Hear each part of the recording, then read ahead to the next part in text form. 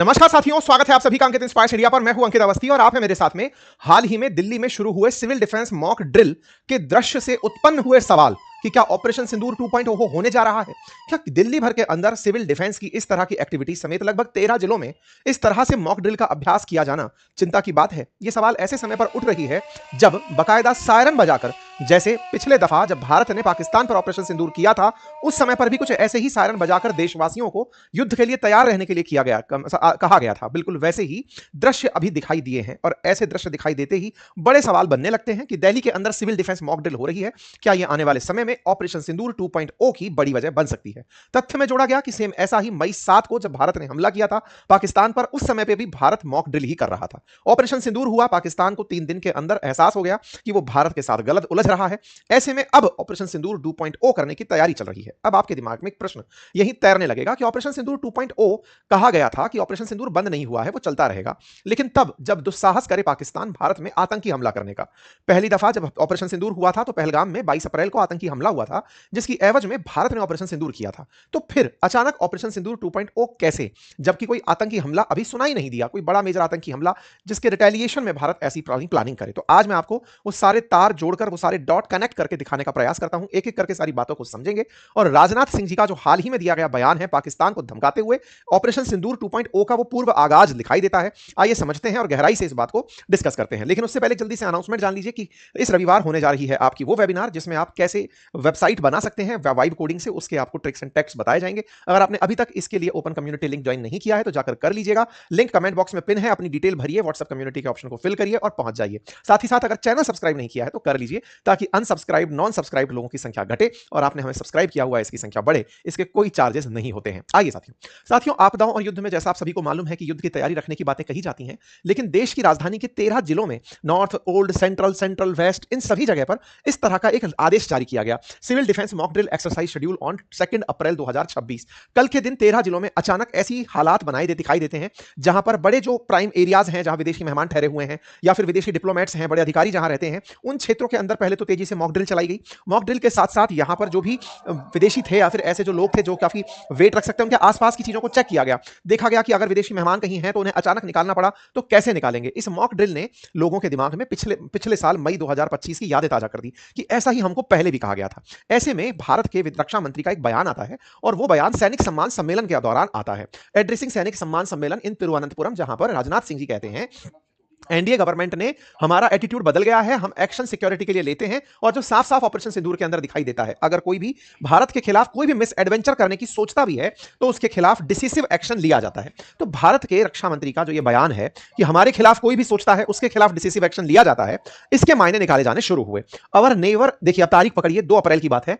हमारे पड़ोसियों को जो कि वर्तमान सिचुएशन में can commit any miss Endeavour, जो कुछ भी ऐसा कर सकते, मिस एडवेंचर, कुछ भी ऐसी गलती कर सकते हैं। If it does so, India's action will be unprecedented, यानी आज से पहले कभी ऐसा नहीं हुआ और निर्णायक होगा, ऐसा रक्षा मंत्री ने कह दिया। तो भाई आपको ऐसा क्यों लगने लगा? क्योंकि अभी तो इजराइल और ईरान लड़ रहे हैं। हमारा पड़ोसी ऐसा क्या कर सकता है इस युद्ध के दौर में जिसकी धमकी हमारे रक्षा मंत्री को आकर देनी पड़ी? आइए मैं आपको लेकर चलता हूं, क्योंकि जब ऑपरेशन सिंदूर शुरू हुआ था तो पहलगाम का आतंकी हमला जिम्मेदार था और भारत ने 3 दिन में पाकिस्तान के बहुत से बेसिस को निशाना बनाया था। तर्क यह है साथियों कि आपने अगर उस दौर को याद रखा हो, यह 7 से 10 मई 2025 के बीच की बात है, पाकिस्तान ये सोच नहीं पाया था कि भारत हमारे किन ठिकानों पर हमला करेगा। मतलब अगर आप ऑब्जर्व करें तो भारत ने, क्योंकि भारत के कभी भी एक्शंस में पाकिस्तान की सीमा के अंदर किसी एयरबेस को निशाना बनाना नहीं रहा। भारत ने हमेशा या तो पाकिस्तान ऑक्यूपाइड कश्मीर या फिर जो सीमावर्ती इलाके हैं यहीं पर शेलिंग की है, क्रॉस बॉर्डर जो भी फाइटिंग होती है उसको ज्यादा फोकस किया है। लेकिन पाकिस्तान के भीतर घुस करके बहावलपुर तक, मुरीद के तक, मतलब उन क्षेत्रों में जो मेनलैंड पाकिस्तान के एरिया हैं उनको टारगेट किया गया। सामान्यतः यही माना जाता है कि भारत आतंकी हमलों के जो ठिकाने हैं उनको पीओके में मानता है और जानता है, और पाकिस्तान ऑक्यूपाइड कश्मीर तो असल में भारत का ही है। तो ऐसे में वहां पर एक्शन के लिए हम मतलब अपने आप को संकल्प पाते हैं कि यहां तो कर ही देंगे। पाकिस्तान के भीतर हमला होना यह भारत के लिए एक बड़ा एक्शन था जो भारत ने लिया।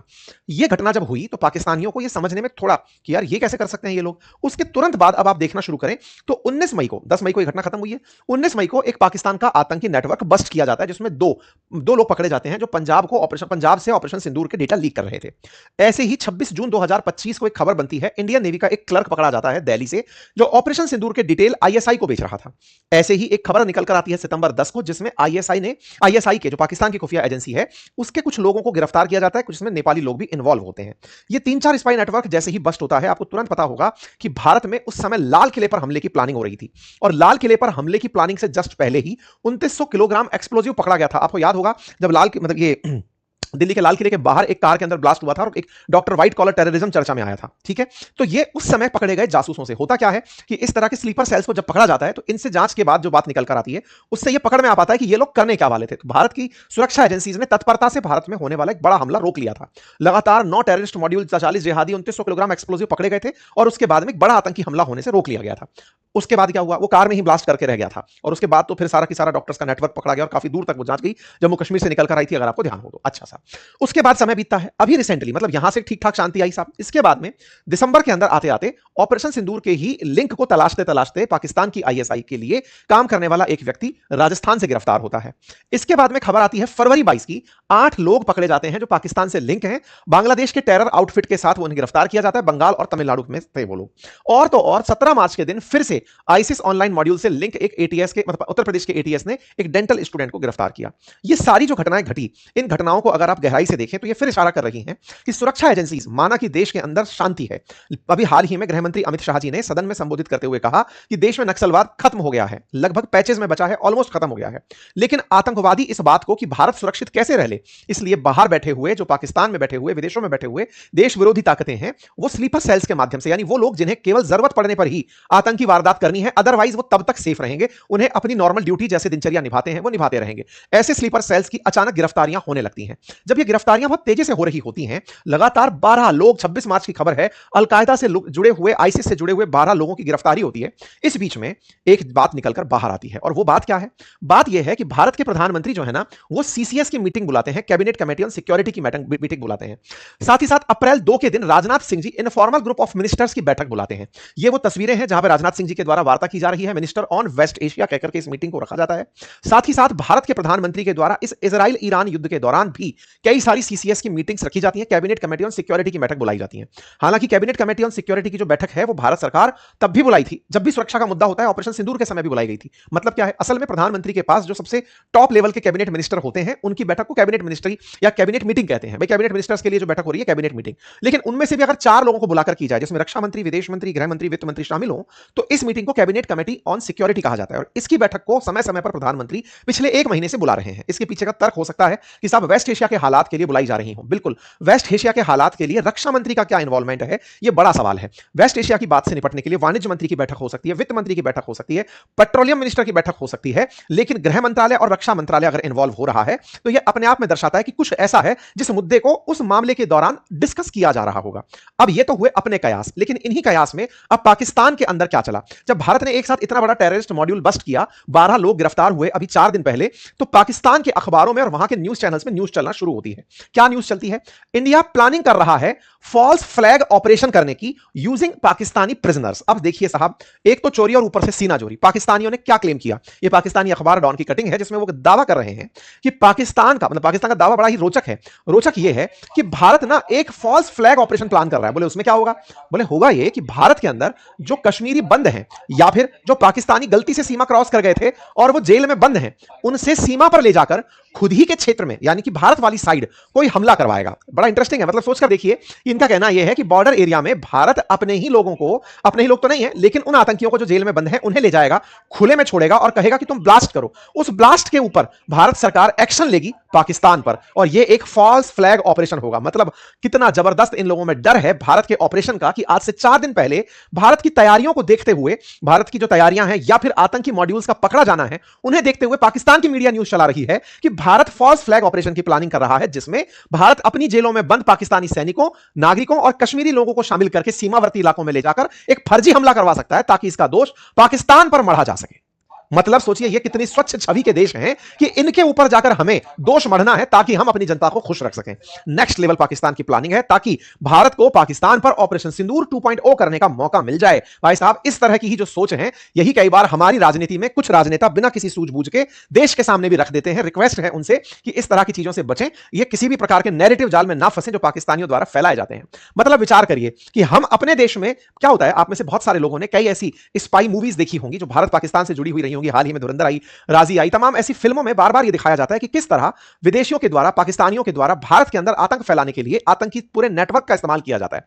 हर आतंकी हमला सक्सेसफुल नहीं होता, उसकी प्लानिंग में लगे हुए लोगों को हमारी जांच एजेंसी, सुरक्षा एजेंसी कामयाब होने से पहले ही पकड़ लेती हैं। जांच एजेंसियों के द्वारा जब ये काम कर लिया जाता है तो हमें लगता है कि कुछ हो ही नहीं रहा है। वास्तविकता यह है कि हमारे देश की सुरक्षा एजेंसी लगातार चाक चौबंद और तत्पर होकर काम कर रही है।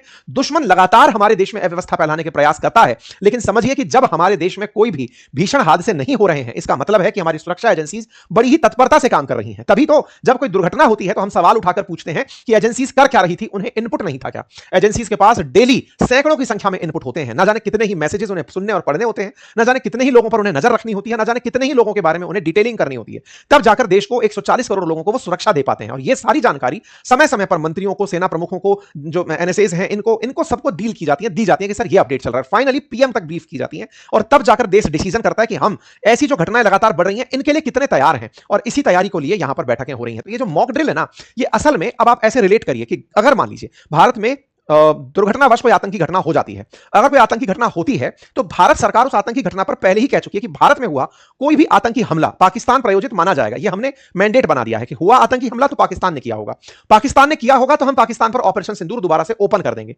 अब जब ऑपरेशन सिंदूर ओपन होगा तो पाकिस्तान चुप तो नहीं बैठेगा, वो बदले की कार्रवाई करेगा। वो बदले की कार्रवाई करेगा उस समय देश की राजधानी और सीमावर्ती क्षेत्रों में चिंताएं हो सकती हैं। इसीलिए आज से ही मॉक ड्रिल शुरू कर दी गई। इसका मतलब एक हेड स्टेप हम चल रहे हैं। ये मॉक ड्रिल उसी का नतीजा है और रक्षा मंत्री के द्वारा दिए गए जो बयान है ये उसी के दायरे में है। अब सवाल हुआ कि साहब अभी तो दुनिया में वैसे ही क्राइसिस चल रहा है, क्या ये हो सकता है? देखिए, संभावनाओं से आप इनकार नहीं कर सकते। पहलगाम में हुआ आतंकी हमला कोई मतलब ऐसे नहीं था कि चलो अब तो बहुत ज्यादा हॉस्टिलिटी चल रही है दो देशों के बीच में, आओ आतंकी हमला कर देते हैं। बढ़िया कश्मीर चल रहा था, प्रॉस्पेरस था, कोई सोच ही नहीं रहा था कि आतंकी हमला हो सकता है। बिल्कुल बसे बसाए, बिल्कुल प्रॉस्पेरस हुए कश्मीर में आतंकी हमला हो जाता है, सारी अर्थव्यवस्था जो कश्मीर की उसे हिला देता है। तो ऐसे में जब दुनिया का ध्यान उधर है, पाकिस्तान अपनी हरकत से पता चले बाज ही नहीं आया और वो ऐसे समय पर कोई घटना घटित कर दिया, तो हमारी तैयारियां पूरी हैं और हमने अपने अपने स्तर पर ये सारी की सारी तैयारियां कर ली हैं। और इसी कारण से आप ऐसी तस्वीरें और न्यूज सुन रहे हैं जिसमें भारत के एयर मार्शल के द्वारा क्षेत्र में वेस्टर्न कमांड का दौरा किया जाना शामिल है, हमारे सेना के द्वारा लगातार अपनी तैयारी के संदेश सोशल मीडिया पर डालना शामिल है, हमारे तमाम जो मतलब वो हैं सेना प्रमुख हैं उनके अपने अपने क्षेत्रों में दौरे इस समय अचानक बढ़े हैं। ऐसी सुर्खियां मीडिया में कवर हो रही हैं।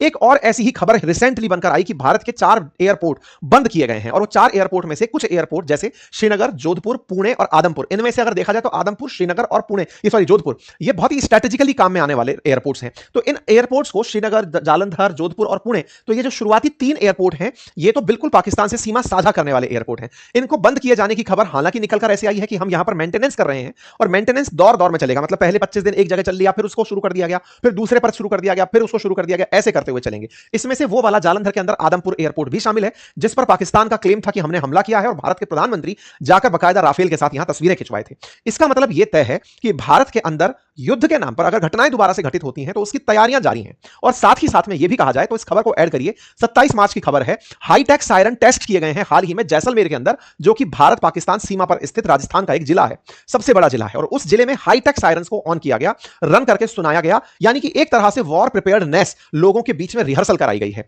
ये सब बातें कुछ तो इशारा करती हैं। ऐसे में पाकिस्तान की क्या तैयारी है और पाकिस्तान अगर ऐसे पकड़ में आ गया है तो बोल क्या रहा है? तो देखिए, एक चीज तो तय है, पाकिस्तान हमेशा इन चीजों के डिनायल मोड में रहता है, गीडर भक्तियों के साथ रहता है। सिंपल सा पॉइंट है कि हम भी न्यूक्लियर स्टेट हैं, ऐसे ही थोड़ी हैं, हम ये कर देंगे वो कर देंगे, वो दौर जारी है। इनके ख्वाजा आसिफ का बिल्कुल वैसा ही बयान भी आया है, इनकी मिसाइल टेस्टिंग जारी है और साथ ही साथ इन्होंने पाकिस्तान का नेवी का एक RAS-72C ईगल जो जहाज है वो अरब सागर के अंदर टोही विमान के रूप में भेजा है ताकि देखा जाए कि क्या चल रहा है। इस विमान को इधर की तरफ इन दिनों उड़ता देखा गया है कि भारत इस बार नौसेना के थ्रू कोई हमला ना करा दे। ऐसा मैं क्यों कह रहा हूं? क्योंकि भारत के नेवी चीफ ने जवाब दिया है कि हम बस मिनट्स अवे हैं पाकिस्तान को मिटाने के लिए। मतलब पूरी तरह से हमारी तैयारियां, we were minutes away from striking Pakistan from sea. मतलब ऑपरेशन सिंदूर के समय नेवी का ही तो इस्तेमाल नहीं हुआ था, एयरफोर्स और हमारी मतलब आर्मी ने तो बढ़िया काम किया था, तो नेवी के लिए इनकी तैयारियां थी, अब तैयारियां हैं। तो ऐसे में इस बार हो सकता है, क्योंकि पिछली बार कराची को टारगेट करने की पूरी तैयारियां सुनी जा रही थी, नहीं हुई थी, इस बार बोले हम तैयारी में फिर से तैयार बैठे हैं। तो ये सब दिखाता है कि वॉर प्रिपेयर्डनेस चल रही है। अच्छा होगा देश में शांति रहे, अच्छा होगा देश में कोई आतंकी हमला ना रहे, लेकिन वॉर प्रिपेयर्डनेस बुरी बात नहीं है। हालांकि पाकिस्तान की गिदड़बब की यही है कि साहब अगर आपको लगता है कि आप हमारे पास न्यूक्लियर बॉम्ब होने के बावजूद भी हम पर हमला कर सकते हो तो गलतफहमी में मत रहना, हम आपको जवाब देंगे। तो साहब ख्वाजा आसिफ जो इनकी तरफ से हैं वो बयान देते हुए रक्षा मंत्री को रिप्लाई देते हुए पाए गए और उन्होंने कहा कि आपकी धमकियों से कुछ नहीं होगा, हम भी। तो इनका सब चलता रहता है। भारत जानता नहीं था कि ऑपरेशन सिंदूर के समय या सर्जिकल स्ट्राइक्स के समय कि पाकिस्तान के पास न्यूक्लियर वेपन नहीं है, जानते थे, हमने तब भी किया, हम आगे भी करते रहेंगे। फिलहाल के लिए इतना ही। आप क्या सोचते हैं इस विषय पर जरूर बताइएगा। आज के इस सेशन का उद्देश्य आपको चिंता में डालना बिल्कुल नहीं है, अवेयर रखना, क्योंकि क्योंकि सरकार जब खुद इस तरह से मॉक ड्रिल करा रही है, बॉर्डर्स पर सायरन बजा रही है, तो आप अपडेटेड रहें, बस इस उद्देश्य से आपके सामने ये जानकारी लाई गई है। बाकी सुरक्षित रहें। अगर कोई भी चीज आपको ऐसी दिखाई देती है जो आपके हिसाब से संदिग्ध है, तो नजदीकी पुलिस स्टेशन को आप सूचित करें। फिलहाल के लिए इतना ही। बहुत बहुत धन्यवाद।